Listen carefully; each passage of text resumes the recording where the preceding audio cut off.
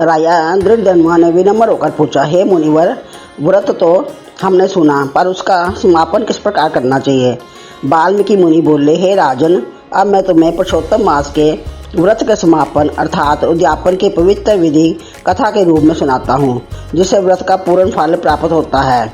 मुनि बोले, हे राजन, जब पुरुषोत्तम मास पूर्ण होने के आए तब कृष्ण पक्ष की अष्टमी, नवमी या चतुर्दशी में श्रद्धा नियम पूर्वक उद्यापन करना चाहिए। उन्होंने आगे कहा, प्रातःकाल उठकर स्नान और नित्य कर्म करके मन को एकाग्र कर भगवान श्री कृष्ण का स्मरण करना चाहिए। फिर अपनी शक्ति के अनुसार ब्राह्मणों को आमंत्रित करना चाहिए। यदि संभव हो तो 30, अन्यथा 7 या 5 ब्राह्मण भी पर्याप्त है। मुनि ने विस्तार से समझाते हुए कहा, मध्याह्न में एक पवित्र मंडल बनाकर उसके ऊपर 4 कलश स्थापित करें। उन कलशों में भगवान के 4 रूपों वासुदेव, बलराम, प्रद्युम्न और अनिरुद्ध का आवाहन करें। बीच में राधिका सहित पुरुषोत्तम भगवान को स्थापित कर विधि पूर्वक पूजा करें। फिर उन्होंने कहा, वैष्णव आचार्य को सम्मान पूर्वक बैठाकर वस्त्र और आभूषण अर्पित करें। ब्राह्मणों से जाप कराएं और चारों दिशाओं में दीपक जलाएं। इसके बाद श्रद्धा से भगवान को अर्घ्य अर्पित करें और उनके दिव्य स्वरूप का ध्यान करें। श्याम वरण पीताम्बरधारी, हाथ में वंशी धारण किए, राधा रानी के साथ विराजमान। राजा ये सुनकर अत्यंत भावविभोर हो गया। वाल्मीकि मुनि ने आगे कहा, पूजन के बाद ब्राह्मणों को भोजन कराना अत्यंत आवश्यक है। उन्हें प्रेम पूर्वक विविध व्यंजन, फल, मिठाइयाँ अर्पित करें और मधुर वाणी से उनका सत्कार करें।